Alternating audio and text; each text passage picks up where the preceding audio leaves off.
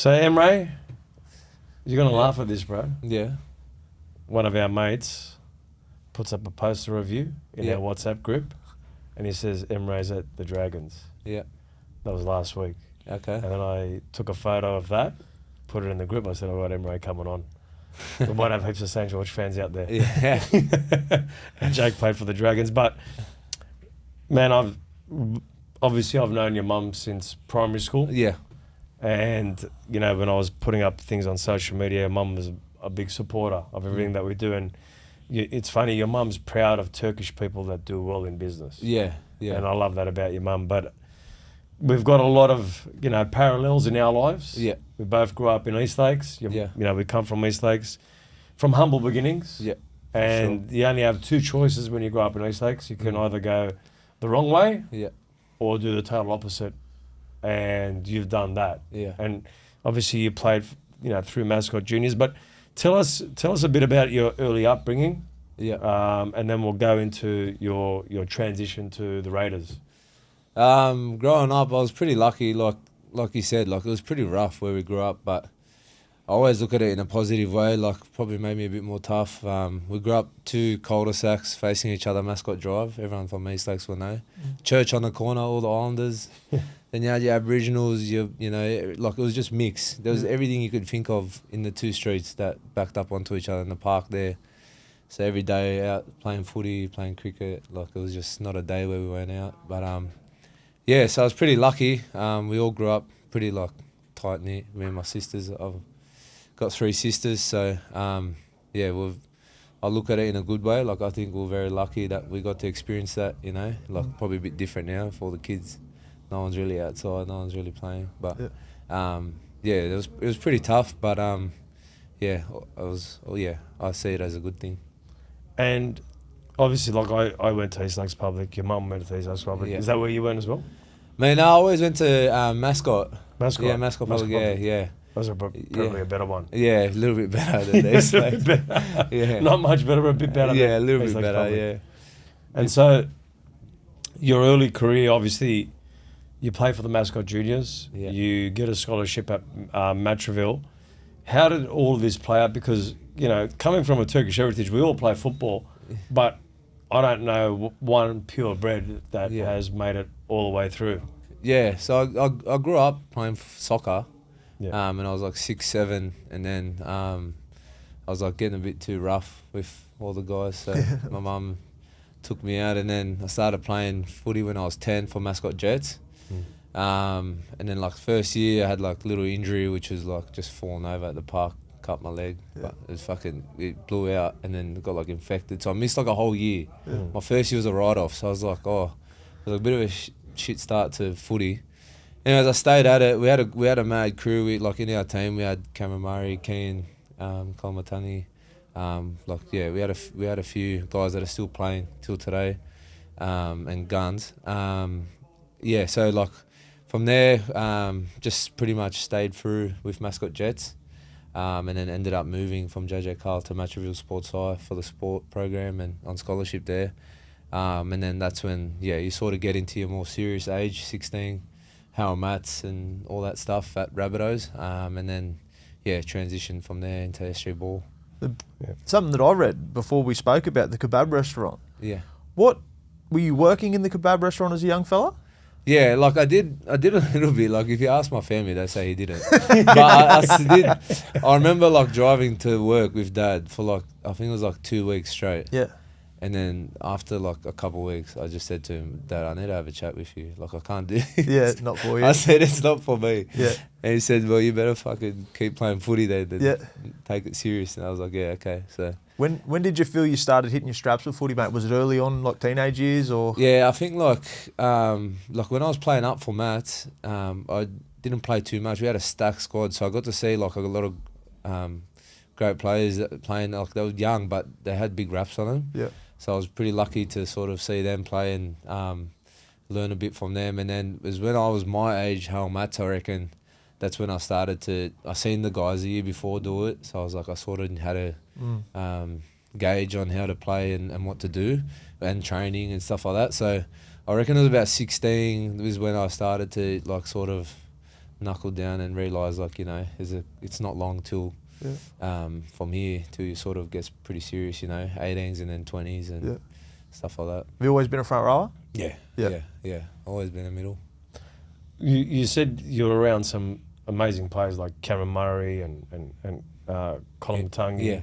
How did obviously when you're around players like that are playing so well, does that help? Because the environment is a massive thing, especially when you're playing rugby league. Yeah, it was. Like, it was, like, I remember just, you know, going into games knowing that the boys are going to play well. Like, it was just, they were so consistent every week.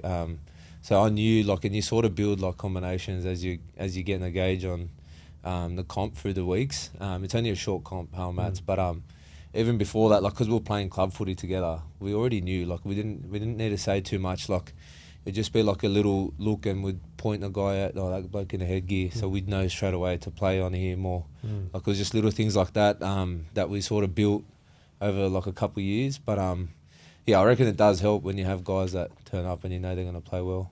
It does, especially at that level, like to single out people and be able to play the ball to them. That's smart play. They're good players too. Yeah, they're all still playing at the top. I mean, Cameron Murray is Australian player. Sifa was playing for the Sharks as well. Yeah. And he's also represented New South Wales. So being able to grow up in that type of environment makes a huge impact. I mean, you know, it's like when you were playing back in your career, there was a lot of players that you could, you know, lean on. You were looking at the players go above you. But when you're playing club footy day in, day out, I think that's a huge advantage too, isn't it? Massive. But obviously you've got to be a good player too. You can't just be an average player. Well, the biggest thing I'm getting from you from listening, the ability to learn. Like, you know, at that age, to sit there and watch and go, I can do that. I'm going to try that next year when it's my age group. That's also credit to you. Yeah. That's like, because like there was no secrets. Like, you know, those guys were going to be playing. They were the main guys. So watching them play, like, I think a guy older than me, I think it was Nat Butcher, was the middle there at Rabbits at the time. So just watching him play and stuff like that. So you sort of pick up on little things that they do, and then you know, like, if my year next year, you know, I can put that on the field. So yeah. So you, well, I can't believe you spent, I think we were talking off camera, 9 years at Canberra. Yeah. So off camera we were talking about you wanted to get out of Sydney. Obviously being at the Rabbits, Rabbits is a huge nursery. They've always been known a bit to bring great juniors through. Yeah. You know, looking at their history, they haven't been able to keep the best juniors. Yeah. Why did you want to get out of Sydney? Did you feel like it was going to help you evolve again? So, because you're out of now, you've got to get out of the environment to go into a new environment to, you know, extend yourself again. Yeah. No, at the time, they wanted me there. Like, I remember having meetings with Matt King was the coach at the time, assistant coach, and Michael Maguire, obviously. I remember having meetings with them and chatting and saying, you know, what I could do. And, you know, he was telling me, you know, we've got the Burgess boys here, you know, they're great to learn off, and, you know, you can build your game off them. And he was, you know, they were pretty much like selling it to me, saying, you know, it'd be great for you to stay. And in my head, I thought I was staying, to be honest. Like, I was only young, like, I was only 17, 18. And then, like, a couple of deals popped up, and Canberra was one of them. And I remember it wasn't even, like, about the money or anything like that. I remember just thinking to myself, like I've been at home with mum and dad my whole life. Like I said, I'm at that age now where I could either, you know, go out and test myself and try something new, or like, I'm probably going to be here, you know, for who knows, at mum and dad's, and if things don't work out, then I'll sort of be like, oh, well, I've got my family to fall back on and whatever, you know. Like, I didn't want to give myself that easy way out. Like, I was like, I'll go there, do something uncomfortable I've never done. I live with a homestay family, a whole different family. And I remember just thinking, like, you know, this is sick. Like, first week I got down there, I think I was only doing like 1 or 2 days a week with grade because I was young. And I remember, like, just watching, like, Papali train and, like, being able to train with them boys and Shannon Boyd, and I think Junior Paulo came down not long after that. And then it was sick. Like, they were building something special. I think they made prelim that year. And I was just thinking, like, this is mad. Like, you know, I'm lucky I you know, did a change up and something fresh, a new environment. So, like, I was really happy with the decision straight away. the mindset I'm getting from just listening to you, you've always had a bit of a curiosity, I suppose. Yeah. How did that get instilled into you? Oh, I don't know. Like, I don't know. I'm not sure, to be honest. Like, maybe just giving things a crack. Like, I wasn't too shy to, go away. Like, my dad kept asking me, like, are you sure? Are you sure? Yeah. And I was like, yeah, let's go. Like, pack the car. Yeah. Like, I remember on the day when we were going down, he was helping me move. And he was, like, putting my bags, and he kept asking me, are you sure? I said, let's go. Like, Yeah. I said, like, what are we waiting for? I said, we've got to go down there. I've got training tomorrow. Like, let's make it happen. So that's not always easy, bro, because Yeah. you have Turkish mums. Yeah. yeah. He's the only boy in the family. Yeah. Yeah. Big Turkish mum, only boy in the family. Yeah. But one thing I want to touch on, your early career, like you played under 20s for New South Wales, you played junior Kangaroos. Yeah. I mean, that's not an easy feat, man. Like, I mean, to have a representative career in the juniors, that's not easy. Yeah. Massive. What was that like when you made those sides? Were you like, hey, I've got this. I could make first grade. I can go beyond this. Yeah, I remember I had just played like a couple games of cup. I was only young, and I remember I got off the field and then they said, like your manager needs to speak to you. I was like, fuck, what have I done? And then like first thing that goes through is like negative thoughts. And then they're like, they're putting you in that kangaroo squad, like the junior. And I was like, okay, so it's something good. Yeah. Like, I was so surprised. Like, I didn't even expect it. Like, you're just so in the zone, like playing footy every day. Like, it's not like, you don't look at that stuff to think like, am I going to get the call? Like, you just think about playing well every week. Yeah. And same for like the junior origin stuff. Like, I wasn't thinking about that either. Like, it just sort of fell into place. It just sort of happened. Probably the best way I can explain it. You mentioned before, obviously going to Canberra, but you said that you had a couple other clubs within Sydney that were approaching you and wanted you to sign. What sort of process is like that for a teenager? Because I know for myself, when I was 16, I had 3 or 4 opportunities to go to a different club, but I wanted to play for the Illawarra Steelers, now the Dragons, obviously. I always wanted to play for the Dragons. Yeah. So my mind was pretty much made up. The other offers didn't really matter to me. Yeah. The process for you, what was that like? Like I was always wanting to play at Rabbits. That was like my thing. But I think like when I had offers from other clubs, it sort of opened my mind up a bit to sort of realise like, it's not everything. Like it's like it would have been sick to be there and play for that same club that you did as a junior. But I was probably exposed to a little bit early on. Like I remember Madge and Kingy trying to get me to stay at Rabbits, and then like the next, like I think Kingy left the next year and then Madge was gone the next year. That was like you was trying to get me to stay and then you left. You know what I mean? So I was like, I sort of realised early on that sometimes if it's the right thing for you, then it's the right thing for you. And so that's why I sort of, it was a bit easier to make that decision. These junior rep teams, junior Kangaroos, who was in the team with you? There was a lot of names there. I think Victor Radley, Camo, Blake Lowry, Ryan Pappenhausen, like a lot of guys that are still playing today.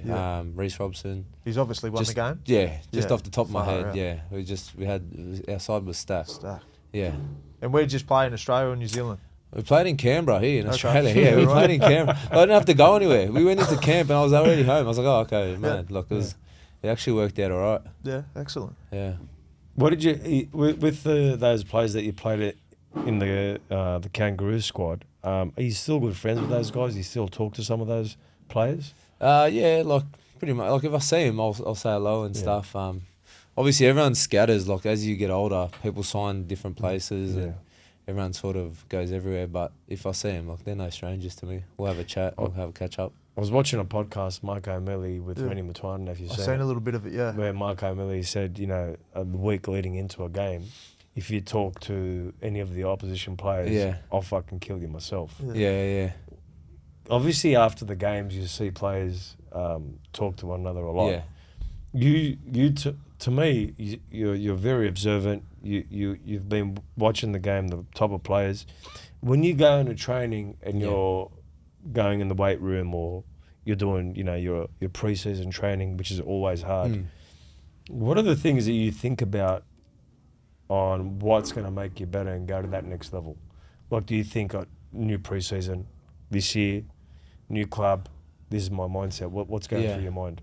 I think like the last 3 years, it was just more like watching the game change slowly. So I always played a bit heavier, probably like 112, 114. Because you're pretty lean at the moment. Yeah, and then like as I said, watching the game, I've had to adjust. So I've gone in before the preseason even start, like getting my weight down. So I go in light, so I can get lighter. So just knowing like what you need for the game. So now I'm training about 107, 108. So You 107. yeah, Good yeah. weight. So I need to like Fucking I just heavy you up sort on of like a just lightweight. yeah. So Gotta you just get out have of to this room. adjust as it goes, and knowing what you need. So like probably like probably 6-7 years ago, probably just get away with tucking the ball and get your nose down and play the ball every carry, and you've had a good game. But now like your best front rowers they're not just tucking the ball and going down. Like there's options everywhere. Like they can do 5-6 different things everywhere. It's pass out the back or skip or isolate someone. Like there's so many different things. So just knowing how to evolve and change. So for me, like just to simplify it, going into preseason, it was more the last 2-3 years just my weight. So playing at a better weight, and that way if I need to play more minutes or they need me. Are you lighter this year though? Because you look like you're lean. Are you a bit down from even last year? Yeah, even last year, like I think I was like 109, 110. Yeah. So even a couple kgs less than last year. So I don't know if I'll go any lighter, but I'll probably just hang around here for a bit. What benefits you've noticed that's brought to your game and fitness wise?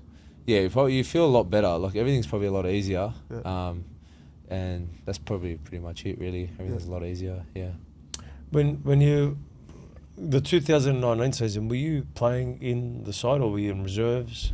2019, I think I only played about 11, 12 games or something. I was just sort of in and out. In and out. Yeah. How was that year? I mean, that 2019 year, I remember that year where it was a narrow loss to the Roosters. Yeah. Really, that game could have gone either way. Yeah.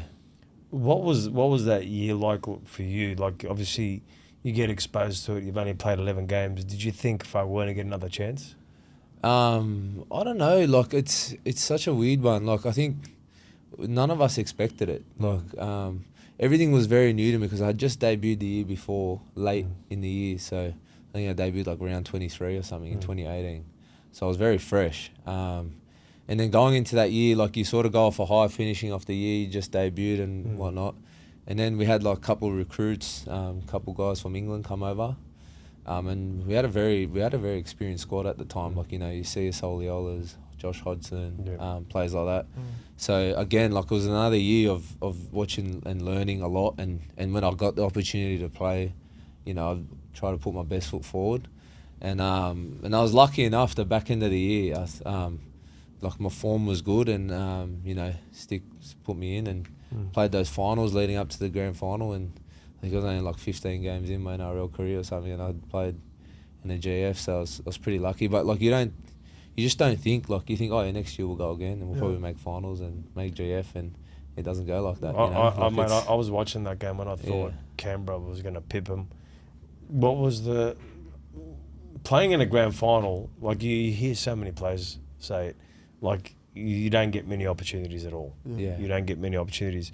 What was the sheds like for players like, say, White and that, they've been in the club for a while? Could you feel, the players go, fuck, we're going to come back there next year? Or was it one of where, like, fuck, that was a missed opportunity? Yeah, I remember, like, looking at some of those older boys' faces, especially even, like, Ricky and the coaching staff, and just realising how close they were and it was such a big pre-season. Like we started November 1st that year, and it was just such a long pre-season, and the work everyone done leading up to that moment, you could just sort of see it on everyone's face, how shattered they were, especially the older boys. And I remember it like it was yesterday. Just like, Sticky walking around, obviously like spitting on the ground and stuff like that. Like, he's had the shits and stuff. But at the same time, like he had the shits, but he was very like good with feel the boys, like, giving them a hug and letting them know that they left everything out there. So, I'll never forget that. The Poms, because the style of play that you guys played that year, Bateman's a bit of a ball playing, roaming. Yeah. He'd run a lot across field and sort of get those quick play the balls and all that sort of stuff. Elliot Whitehead's the sort of similar, but he's a bit more direct. Yeah. Hodgson was a bit off the cuff. He'd duck, be looking one way and duck down the other way. What did the Poms bring for you? Like, it was good because Stick used to just let him like roam a lot. So if John Bateman started on the left side or right side of the field, he'd end up on the left side wing sometimes. Like, he used to just take off, and he used to just say whatever he does, just let him do it and just drop under him or just. And with Hodjo, like Josh Hodgson, he didn't have to sort of do too much. He ran the show. Like, he would tell you what he was going to do before he even done it. So he was so experienced and so smart. Like, he'd let you know what was coming, like a play or two ahead. So it was pretty cool. Like, they were so different. Like, Hodjo was very organised, and then like Johnny Bateman was so like just off the cuff and just go whenever he wanted, and seeing an opportunity, chip and chase, grab out on second tackle. Like, because I found watching the games, you'd like almost frustrate defensive sides. Yeah. Because, they're sort of set on how they think you're going to go, because obviously you're saying Hodgson. But then, as you're saying, Bateman would end up on the wing, and then they're like, well, what are they going to throw at us now? What sort of shape is it? Yeah. No, that's what it felt like at the time. And, like, it wasn't even something that we practiced too much at training. Like, they were briefly spoke about it, but then in the game, if it just happened to happen, then everyone just adjusts to it, what are we doing, and we just go from there. Excellent. And at the Canberra Raiders, it's been a massive transition from since then. Yeah. Right? Like, Whiten's gone, Bateman's gone, Hodgson's gone, Whitehead's gone. Yeah. And now you're gone. But before that, when you're seeing these great players leave, did it ever sort of come to you going, hey, it's going to come to a time where I've got to go, and tell us the reasons why you decided to leave Canberra and go to St. George? Yeah, like, when you see them older boys, like, because a lot of them left when I was sort of youngish, so when you see him leave, you just don't think, like, it'll be you one day. You're like, oh yeah, like, you give them a hug and you have a chat to them and you ask them where they're going and what they're doing, and everyone's sort of off on their next journey, and you stay in touch and you call them here and there. But you just don't really think it's going to be you. Like, you just think, oh, I'll be a Raider for life. Like, you never really think too much. And it's probably, like, being a bit naive in a way, like, not thinking it'll never end, because you're so in the moment every day. Like, training's tough, games are tough. You're just there, you're in it. But yeah, what was the second part of the question? You, like, leaving. Leaving. Sorry. Like, why did you decide to leave? Yeah, so for me it was just like, I wanted to be closer to family. So I spoke to Stick last year about being closer to family, and so after that we were just trying to organise a way for me to get closer to family, and I think Dragons is not too far. Like, Mum's out in Camden, so pretty lucky I can get to go see her now, and it's only 45-50 minutes just off Picton Road there. So obviously still focused on my footy, and still I'm committed to the Dragons, but now I've got the luxury of having a day off and being able to take my little sister to school. Stuff like that, like, just things that weren't too important to me when I was 19, 20. Now I've been 27, taking my little sister to school, like, seeing a smile on their face, like, you can't buy that, you know what I mean? So just things like that for me. It was more just family. Good on you, mate. That's because, like, that's right. You see rugby league, and narratives get created on money and this and that. But, like, for a man now to say, I've done it for family, and then to put a smile on your little sister's face, that's cool, bro. Like, that's something that's I think a lot of people will resonate with, because it's those little things that we tend to forget about sometimes that make it. Yeah, even for me, like, families, it's a big thing. It's huge, you know what I mean? Like, of course. My mum's been overseas for a year, and I think about her every day. You do anything for them. I mean, it's kind of the culture we brought up in too. Yeah, of course. Yeah. And our mums won't say much. Yeah. But what did you pick up that you could see in your mum, where you're kind of going like, fuck, man, I've been around my mum enough. I gotta get around her more. Like, what was it that was there something you seen that made you, change your mind, like, going, hey, I've got to do this now? I'm not too sure. It's probably, like, a lot of it had to do around, like, my little sister. Yeah. Because she's only young.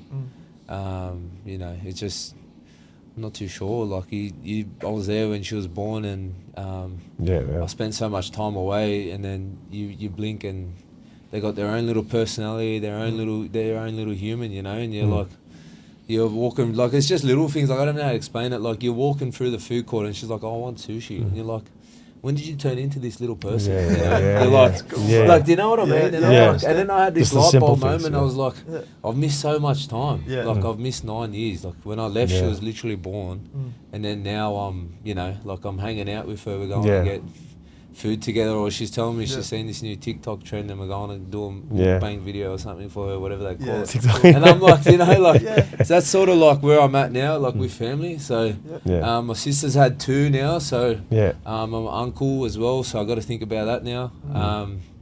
And yeah, like the Raiders boys were cool with it. They understand, like they're all about family first. So Yeah. when you speak to your papa and your tapani, and like they are just like families first, and then everything else is after that. So it was pretty cool, like to see them guys. They're, you know, great husbands and great dads. Like the way they roll is just family. So I was able to see that for the last 9 years. So it's probably made me, you know, also like try to be like that in that way. Yeah. Yeah. So yeah. As we were talking off camera before, so you've gone now to the Dragons. Yeah. There's an opportunity to start there. Is that Yeah. something that, or is that a goal of yours for this year? Yeah, for sure. Like I haven't started too much in my career, Yep. probably less than 50%. But yeah, like I think I've got the experience now and the age where I think I feel comfortable starting in a game. So that's for me, yeah, for sure. That, you know, starting would be a goal of mine. What do you think you need to do to hold a starting position? Because it is obviously a long year. Yeah. And as you know, as we know with footy, it, you know, dictated by injuries, all that Yeah. sort of stuff. What do you do off the field that's going to keep you, you know, starting at number 10 or number 8? Like obviously it just starts with your training and your routine, I think, and then obviously you just got to play well. I think at the end of the day it comes down to your performance. So if I'm playing well, then hopefully you know, get that starting spot. You mentioned before you're weighing about 107, 108. Yeah. Now, there's a lot of diets going around at the moment. Have you shifted your diet? Because to lose that sort of weight, you're saying you're paying about 113, 114. Yeah. That's a couple kegs. Yeah. Have you shifted your diet around? Probably not too much, to be honest, but just eat less. Like eat the same stuff but just less. Yeah. And then just instead of like mucking around a bit in that off season, like, you know, because I live in Canberra, I'd catch up with the boys in Sydney and have a few beers and whatever. Just sort of take that away and just focus a little bit more on training. I did a lot of training the last 3 years. Shout out to Michael Fualala, who's been my off-season coach. He's pretty important. He keeps us all on track and very professional with his program, and he has a few NRL boys come. So yeah, he's probably been a big part of starting the pre-season right, which then just flows into the year. What's made you want to do that sort of stuff in the off season? Because I know for myself, when the off season come around, that was 8 weeks of fucking party time. You know. Well, that's what I was used to. So I was like, nah. Like as I'm getting a bit older, I was like, I'll give it a crack, because I've seen a few NRL boys training with him. Yeah, cool. So that was like, I'm not gonna lie, it's probably like the thing that I seen. Oh, you know, is reliable. If there's NRL boys training for him, it must be good. So you just take little groups in the morning or in the afternoon, and yeah, and then once I started training for him, I was like, yeah, this is sick. Like, this is, and I just committed straight away. Where was that training done at? He trains out in Liverpool, but like I think he could pretty much go anywhere. Yeah. Yeah. Going to the Dragons obviously is a big thing. You're there for 2 years. I think we're talking. You're at 94 games now, NRL games. Yeah. What are your goals? Like, are you a player that goes, you know what, I want to play for New South Wales. You know what, I want to represent Australia. You know what, I want to be over 200 NRL games. Do you have any like visions like that or goals that you want to achieve? With games, probably not so much. Like I just worry more about performance than how many games I play, because that's all like relative to injury and whatnot, you know. So, but definitely with Origin in Australia, I'd love to play one day. Just need to have a good couple of years, I reckon, where you're killing it to sort of be seen. But yeah, definitely Origin in Australia would be sick. Obviously, like playing, you know, the under 20s and the Australian sides for the under 20s, you've got a glimpse of what that feels like, and that's why I was asking, because I guess if you're consistent this year and you're consistent for the next 2 years, you've brought your weight down, that would, you know, be the obvious goal. Yeah, for sure, yeah. You talk about performance. I want to ask you this, because I know when I was playing, I had a book. Yeah. Right? Do you write anything down on how you think you went, what you can be better at, stuff you want to talk to the coach, the assistant coach? Not really like for performance. It's more like I write stuff down for training. Yeah. Yeah. And then like with games stuff, I've just more like video. Yeah, okay. But yeah, like my diary is more just like a checklist. Yep. ISOs for Achilles, Yep. hammies, Yep. all that stuff, shoulder stuff, and then tick, tick, tick as I go along, and then sort of start training. It's Yep. more like a checklist, yeah.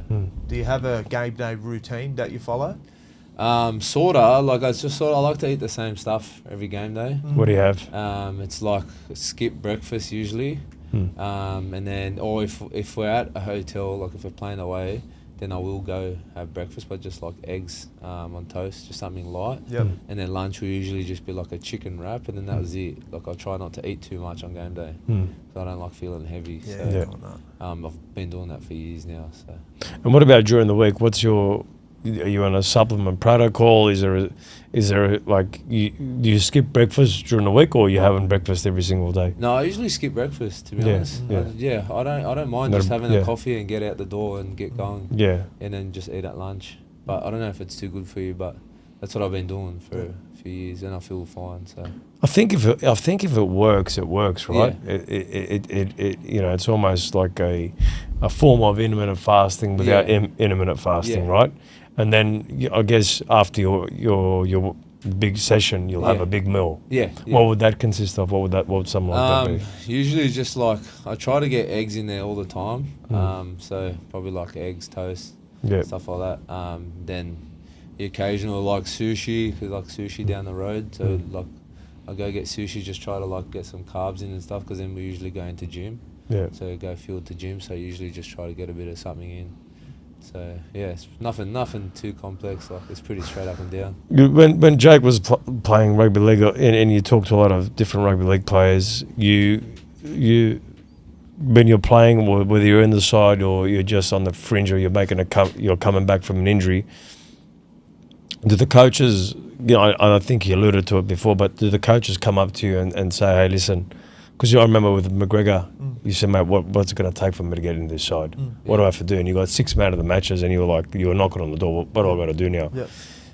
Did you have any of those types of conversations coming through with Ricky, or you just said to yourself, or were you different to Jake, going, if I perform at my best, they're going to call me up. I'm not going to talk to them. I know what I got to do. Yeah, Ricky, like it was good. Ricky was pretty like straightforward, so he'd tell you like where you're at, really. Like you don't really have to go up to him too much. He sort of like let you know what's going on and where you're at. So he'd like coming up as a young kid, he'd tell you like you're doing this and this well, but you could do this better. If you keep doing this well, you get your shot, blah blah. Or like even he'd just talk about you like as a NRL player, like even just sometimes just the way he'd talk. So he'd be like, before I even debuted, he'd be like, when you're playing NRL, I need you to be doing this. Like he'd sort of give you like that mental preparation to sort of like know that you're on the right track, sort of thing. So that's sort of like what I picked up with him. Yeah, but yeah, like I never really knocked on the door too much, like because they'd very like quick to get on top of it. Get on top of it. They'd tell you straight away, pretty much. Yeah. What's the Canberra culture like? Yeah, sick. Yeah. Honestly, like I can't say a bad word about any of the boys or the club. Like we've probably had some of the best days of my life there, best memories of some friendships I'll have forever for life, I reckon. Like it's just such a big part of my life, and the culture was sick. It was always run by the older boys like Jack Whiten and Elliot, Rapana, another big one. Just so much fun, man. Like they knew how to celebrate a win. They knew how to go out on the weekends and just not even like just get crazy. It was more just like just hanging out with the boys. Like it was just so chill because one club team, like it's a one town team. So everyone was just enjoying each other's company. Like no one was strangers to each other. Everyone was hanging out. So I like, and that's massive. When you got your 4 or 5 leaders of the group. Like when I was at the Dragons, we had Benny Cray, Benji Marshall, Gareth Widdop, all those sorts of things. But we were obviously Sydney and Wollongong. Yeah. But I like the best things is what you're saying. You go out and enjoy yourselves. I remember we'd have times if it was in the bye. Yeah. Everyone had to meet at a spot. Yeah. We'd end up in Sydney and surprisingly, we'd be on a boat for a couple of hours, come back, and then everyone would come back down to Wollongong. Mm. You know, they're big days. Yeah. But those sorts of things, they set you up for 4 or 5 weeks because everyone lets some steam out. Stories get told, some funny shit gets happened. Yeah. Hopefully you don't get in the papers. And then all of a sudden you get back to training. Yeah. And you just feel a little bit fresh again. Yeah. Was that what it was sort of like down there in those for times? sure. And like you talk about the memories for years. Like we still talk about stuff that happened in 2019 now. Like it's so long ago, you know. Like it's just memories you have for life. And yeah, like you said, it's you let off a bit of steam and then you have fun and you're back to business. Like that's how it is. Let me ask you: are the Dragons fans more passionate about their team than Canberra? If these guys are on the run, or who, you know, you've played at both Wynn and Wollongong. You've also played at Canberra. Yeah. And I think Saints have always had the. Is Canberra had the one on Saints? Oh well, that's going to be an interesting game, huh? Yeah, Canberra and the Dragons. Like as I spoke when we had Joshy Miller on here, those drives down to Canberra, man. Like they're very daunting. But we got a couple good wins down there when I was playing. I think we had one loss, but the Dragons fans, I think their biggest thing is when you don't turn up. Right, like you can have an off game. Everyone has an off game, but when you're not having a crack, that's when you start seeing them turn a little bit on you. Yeah. And that's justifiable because we're getting paid to play footy. Yeah. You should be playing 8, 9 and 10s out of, every week as a professional, So you can understand. I think that's a lot with a lot of fan bases if you're not turning up and having a crack. So that's where probably the biggest thing I've noticed with Dragons fans is if you're turning up and having a crack and you still get a loss, it's okay. But if you're just not turning up, they'll begin the booze and it'll be a bit harder to walk around. So the big game that's going to happen this year. Yeah. It's going to Canberra. It's playing it against the Raiders. 22. What's Ricky Stewart? What's Ricky? Yes. You don't have to say anything bad about Ricky Stewart, but what's Ricky Stewart say to the players? Oh, probably tell him to get me. I don't know. Like I wouldn't be surprised. Like not in a bad way. Not in a bad way. He'll Not in a bad way. Like go after him or something. Like I don't know. Has every right to. I was there and I've left. So there's always a little bit of spite, isn't there? There has to be, right? That's footy, but that's what I mean. It's footy. That's a part of it. Like if someone leaves, and it doesn't matter if they've been there for however long. Let's welcome him back to the stadium. I think it's like if you're closer with the boys, they probably go even harder. It's just how it is. It's like guys who wrestle. They wrestle on the mat, and then after they're shaking hands, having a coffee. Like that's what training's like. That's what games are like sometimes. So. Yeah, it's part of the whole theatric, how to sell the game. That's it. And part of players are coming and going. I mean, if you look at the last few seasons, coaches are changing, going to different clubs. Madge was here, coaching New South Wales. Now was in Brisbane. So there's constant movement, and within that movement, coaches have to use everything to their advantage to get their team up. So it does make a big difference. What was the conversation like, Flano? What was that first meeting like, and how do you feel about your big decision to move to Canberra? It was good. Like he put a lot of confidence in me. The first time we met, which was only like last week, it was very recent. So he was like talking about 2023, and he said, "I've done a lot of clips on you, done a lot of videos. I've seen you played every game that year," and then he had a list of things that I'd done really well and a couple of things that I could work on. And it was pretty much just like saying, I need this and this from you. I need you to do this well. And it was pretty straight up and down really. Like it was no games. It was just, he was very like to the point, and which was good. Like didn't waste too much time. And then after that was all sorted, then we sort of had a chat about the club and what direction it was heading in and all that stuff. So it was good to just knock out that important stuff first of what he wanted and what was important to him. And then after that, then we sort of had a chat about the players and the boys and all that stuff. What's it like being involved in a pre-season change of club? Because it's pretty rare, you know what I mean? Like things usually get done middle of the year towards the end, and this is at the start. The season hasn't even started. What was that process like for you? It was very different. Like it was just a lot. So just the moving was probably a lot. We're up in a service apartment for now, me and my wife. Just boxes everywhere and clothes, and so just trying to move everything and still turn up every day for training and do the right thing. And just like learning all the calls and different plays they have and stuff like that, because you've had the same thing for 9 years, so Yep. you change it up and you go somewhere else. Like when the season's almost starting, you got to get with it quick. So we've just been trying to learn all the calls. I feel pretty comfortable now. A week's gone past, so still have 35 days or something. You're right. There's not long to go. No. I'm just thinking it's February 1. Yeah, Yeah. I know. You're right. That's what I thought. Yeah, I think there's like 35 days or something. Till the season Yeah. starts. You know what? I might go watch a St George game We now. might have to. I have to Yeah. go now. I have to go now. Yeah. 2025 season. What's a good result? What's a good result for Emre this year? To play consistent footy every week and be known for a brand of footy. Look, just know what you're going to get from me every week. I think that's important to me. It's I need to be playing every week and playing at a high level. And what does success look like for the club, for you? Is it a top 8 finish? Is it being, in the game and competing in every game rather than making the top 8? As Flanagan said, this is what success looks like for us this year. Yeah, like obviously he talks about being in the 8 and being in the 4. I think he sees a talented side now with all the recruitment this year over the off season. So I think it's just more of a test for him and for the club to see how good we can go.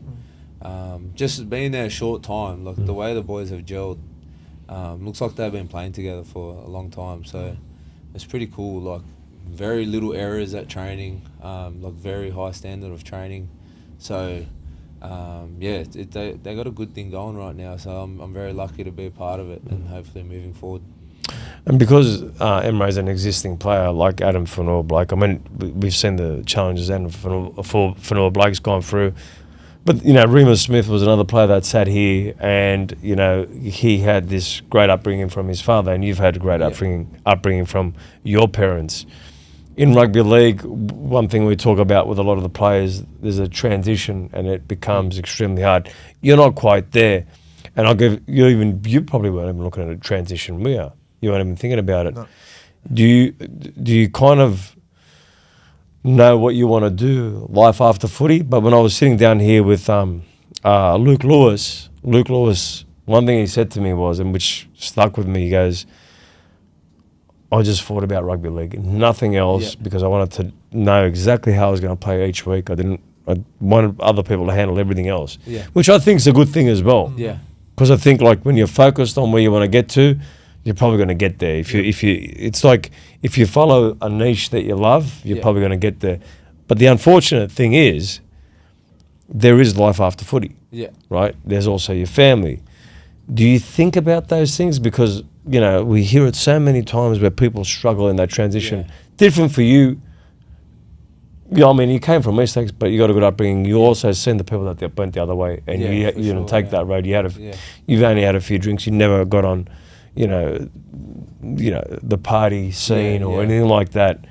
But that's one thing I've seen a fair bit of. Do you think about that? Yeah, for sure. Like I've had a couple cracks now at businesses, so I've always thought about life after footy. I was trying to buy a pub in Canberra. It was very close. I was doing really well, and then that ended up falling through. They ended up going with someone else. But yeah, like I was looking at doing something like that, and then after that fell through. I ended up buying a cafe.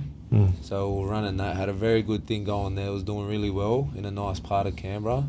In Old Kingston. I'm not too sure if you know what that is. Kingston's like sort of like your Vaucluse of Canberra. Yeah. So it was in Old Kingston, just on the other side of the road there. Yeah. And then I had a fire there. Next door went up, the dry cleaners, and massive fire went over into our joint. Wow. Fire. So I've been a bit unlucky in that way. So that was all of 2023 dealing with that. So now, you're dealing with insurance companies? Yeah, like just rubbish, just a whole year of rubbish. And then it is like pretty much. I've heard some of the conversations. It's just stressful. It's just bullshit. Like trying to deal with footy and stuff as well. Yeah. But up until that point, like I had a very good thing going, and but I'd love to try something again. I've got a couple ideas that I want to bring out, but I just can't say it yet because. It's in the works, but yeah, like I'm lucky now. I've got my wife too. She's moved down with me, so as it goes on, I'd like to think a little bit about it, but I still keep like all my eggs in one basket. Yeah. More footy. Yeah.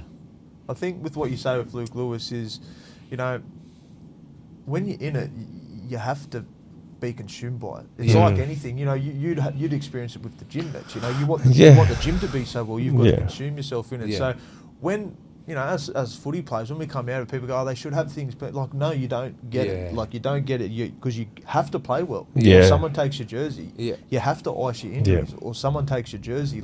And those jerseys, when you walk into the sheds and you'd see your jersey under your locker, you knew that week you deserve to have that. Yeah. And you'd want that feeling for 26 rounds, you know. So if you don't allow yourself to be consumed by it, when it goes, sometimes it's very hard to get back. Yeah.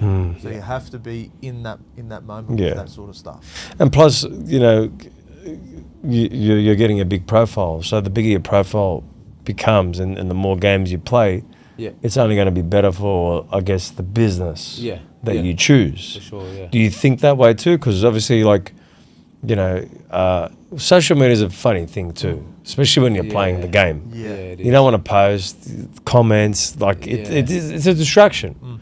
So it's hard. It's like today when the guy said, I can't believe John hadn't even noticed that. I didn't even notice that. He made that guy, he notices everything. He does. But it's hard because you want to promote yourself, but you don't want to also get distracted from promoting yourself. And one thing I noticed about Adam Fanua-Blake, you know, he's promoting himself more now, which I think it's a great thing. Yeah. But you also have to balance against the noise and against the comments. Yeah. But I think it could build a brand as well. Yeah. What do you think? Yeah, I think it's important, like to build a social media following. But I think I'm one of those people that always struggled with it. Like I'll probably post like twice a year or something. And my wife's always like, you need to post more. You need to like share what you're doing. Like people like to see. Even like the media team at Canberra used to be like, oh, like we'd appreciate it if you post more. And I'm just like, I don't know. I've never been that type to like be flashy, like show people what I'm doing, or like it's just not me. Like I'll still post here and there, but I sort of struggle to find what to post. Like I just don't. I don't know. We're going to do heaps of clips of this, so you're gonna be able to post a fair bit now. Yeah. I'll share all this stuff for sure. Yeah, but and that's the thing, like, mate, I'm the same. Yeah. You know, but since you know, learning from Meds and other people and just seeing how it is really powerful. You know, and especially as you are talking about wanting to have a business. Yeah. That's free advertisement, and it does like I'm starting to see a couple of footy players start to share. As I mentioned to you before when we were talking about diet, because some blokes are starting to take the carnivore diet as an example, and people are starting to show what they do. You know, they're making vlogs outside of footy, and I find it really interesting, but I also find it really cool that they're allowing people to see that side of them. You know, because you only get seen for 80 minutes a week, but if people start to see what people are doing in community, you obviously being a family guy, you know, like those sorts of things, depending on if you want to share it or not, they get to see another side of the person, not just the player. I think it makes a big difference because you know, a lot of people want to see what you're doing. They want to see, you know, how's he playing? What's his training like? What's he like? You're a great family person, like you know, and sometimes people need to see that side, like because even though it happens in rugby league, but it's still very rare. And you know, like. You know, I know your mum, so and from the whole conversation today, I can see how close you are and why it matters for you to go back. And we're talking off camera, like your dad had to go for a bit, and it matters to you in being close to your sister, being close to your mum. People like to see, you know, photos. I was seeing the wedding videos. Your mum posts a lot. I know. That's normal for a Turkish woman in that age bracket. They're very good. They want to show their whole family. They're very proud. Very proud. They're very proud. For both of you, what's the Turkish culture like? Like I'm only starting to like see bits and pieces when you share with it, but I'm always intrigued by culture. Like I think it's very interesting. Like if you look at my brothers are like, you know, 58 and 59. So there's not much. There's a lot of love. Like you'll die for them. You feel that. You know that they're gonna back you to the end. But you're not gonna see many hugs. Okay. Mum used to hug me the most, but then I got uncomfortable with it because my brothers didn't want to hug much. So I'm a bit older, so I could. I'm just looking because, probably, Emre's era, it's different. His mum would be very close. Like, my mum was like always wanting to hug their kids, always like, I love you. From the mum, there's a lot of that. Yeah, yeah. From the dad, Always, not so No, much. Not so much. No. There's nothing from the dad, really. Nah. But from the mum, Yeah, there's so much, Yeah. there's And I had 3 sisters, so I was Yeah. pretty lucky. Like, they were always like around me and encouraging me and stuff like that. So I was pretty lucky. But yeah, you're pretty right. Like, I reckon dads are a bit more standoffish. Like, they don't want to do birthdays and all that stuff's not important to them. Yeah. They're just pretty straight up and down. Work, family, that's it. But yeah, probably a lot more love from mum And I guess, like, the thing, with Turkish families, and I'm sure your parents are the same, it's all about, if something goes wrong, make sure you got to be there. Like, it's almost an unwritten rule, right? They don't tell you. They don't tell you, but it's an unwritten rule that you have to, in moments that are like that, you have to be there. Yeah, it's just one of those things, yeah. I don't know how to explain it, but yeah. And I think, look, there's also, I don't know if you know this stat, the 2 most angriest nationalities are Lebanese and Turks. Yeah. They're the top 2 in the world. Yeah, there you go. I've never picked that. You protective, bro? You got through. You be protective man. Yeah, Yep. for sure. That's good. The Lebs are worse than us, though. They're number 1. Turks are number 2. Yeah. Yeah, so you're very protective, huh? Especially with Like sisters. with 3 sisters, you just You have to naturally, be, yeah. it's just how it is. Yeah. I always perk up a bit if something's wrong with my sisters. Yeah. You just can't help it. Close That's to your how it is. brother-in-law? Yeah, Yeah. real close. Yeah. He's like pretty much same as me. Yeah. Like, same moral compass, same values. He's just all about family. So Excellent. yeah, he's a good guy. Well, man, it was great to have you on, Emre. Obviously, coming from East Lakes, Yeah, and wanting you on for a while.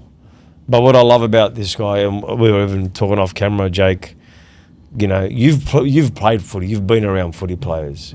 He's just got a different temperament. First thing I But, noticed. when you look at that, you go, oh, wait a second, different family upbringing. Yep. Because we've seen so many different players, but Remus is very similar too, because you've seen Tyron, and I think, and I'm learning about this a lot doing the podcast, man. Like, I learn about people, about how to be with people. yeah, Jake always says to me, you don't show much emotion. There's not much, is there? At times, like, just because I'm very observant. Yeah. And like, when I'm big on when we do something good, like yes. Whereas Matt's like, no, like we next thing, this is what we got to do. And I'm sort of like, you know what I mean? I'm like, brother, let's high five. Yeah. So And like, then we'll worry about that. Kenny, do we celebrate about anything, bro? Have we celebrated at all? We just laugh. yeah. We just like Like last week, we had Georgie Rose on. It was a really good conversation. And That was we good, spoke about it, like, not validating each other enough. Yeah. So the first thing I did when I got upstairs, I was like, get in here tight, like, let's pump up. And he's like, yeah. So that was good. Look, we'll celebrate. I'll tell you what we're going to celebrate. When no one's around, and we're going to Thailand 2 days before everyone, that's it. Oh, cool. Done deal.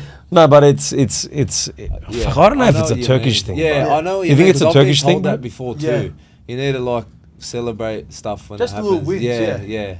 Yeah. I'm always like, what's going on next? Like, what do okay, this has happened now. What do we need to do now? Like, it's always like, you just can't help it. It's hard. Like you it's funny, man, when you got a business, you're always sort of like on, you feel like you've got it, but you could lose it if you're not on all the time, and if you let your guard down. I've done it in business 27 years, bro. I've won and lost. What I love about you, like, you're going for the pub, didn't work out, the place burnt down, and it's like you still got that business mind. And I love that about you, man.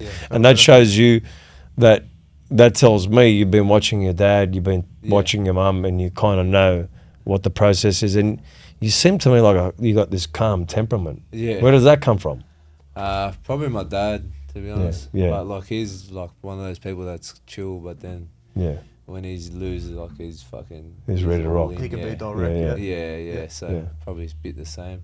Yeah. I'm chill, but then cross the line, then it's a bit different. Yeah. Whereas mum's always on the go. Yeah. She's On the go. always, she idles at 5,000. Yeah. Whereas dad's just chill. He's at 1. He's Yeah. at 1,000. So Yeah. yeah. Man, I hope you have a fantastic season at the Dragons. Yeah. My wife's family are all Dragons supporters. Yeah. Well. I'm going to be barracking for you, even though I've never been a big fan of the Dragons. Yeah. Look, I hate the Bulldogs the most. Yeah. The Dragons only because I went to James Cook Boys High. Yeah. Come on, man. I was getting hammered all the time. Those Dragons fans were coming after me, man. They irritated me. But, man, I hope you have a great season. Thank you. Say hi to your mum. I will. And it's good to have two people that have played for the Dragons and you understand what it's like over there and hopefully you have a massive season, bro.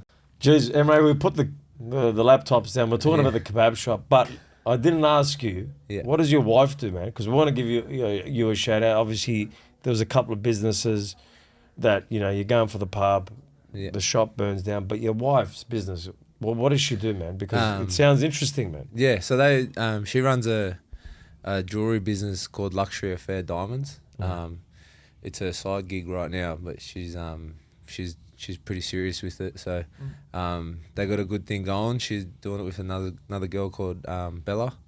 So they're both running it, and it's just pretty much custom jewelry, any shape, size, any type of diamond you like. And they get it in and they make it to how you want. So she got a good thing going at the moment. She's pretty backed up with orders on Instagram. A lot of the stuff's through Instagram. People just asking.